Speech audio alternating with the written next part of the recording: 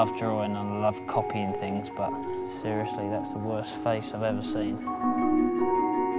I think it's shocking, but it's not going to get much better than that.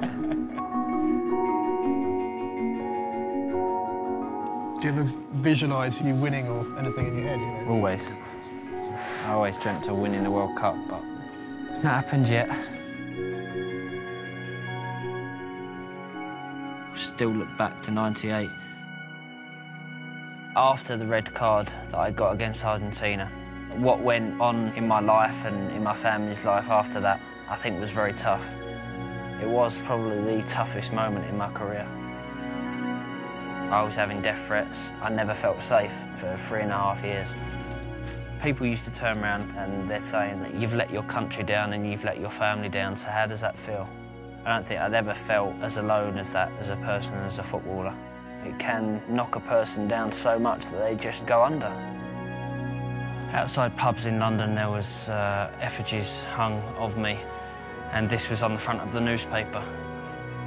It's just something that sticks in my mind from that time. I'm trying to think what was said about me at the time. And there was a headline of 10 lions, 1 stupid little boy. It's still emotional, isn't it? Still raw. Yeah.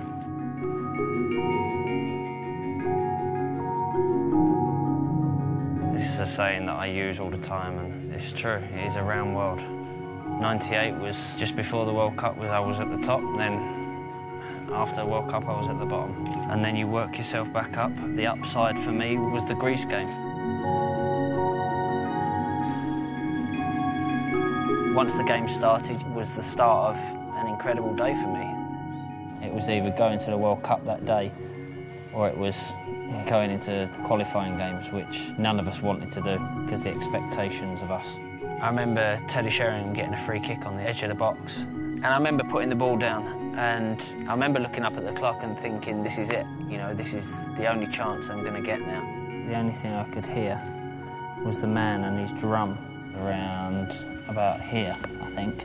And then I stepped back, took the deep breaths, run up, and as soon as it left my foot, I knew it was in.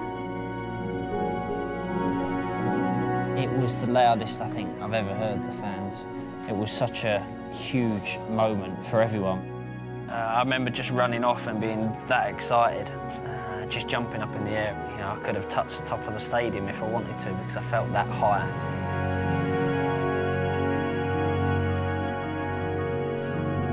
Right, the whole canvas is the idea of the goal. There's the ball in the corner. My celebration and the words belief, strength and family is what I needed and what I had to get through after '98. Finishes it off. Being in front of a blank piece of paper with experts around you as well, I think that is much more daunting than stepping out in front of 90,000 people playing football.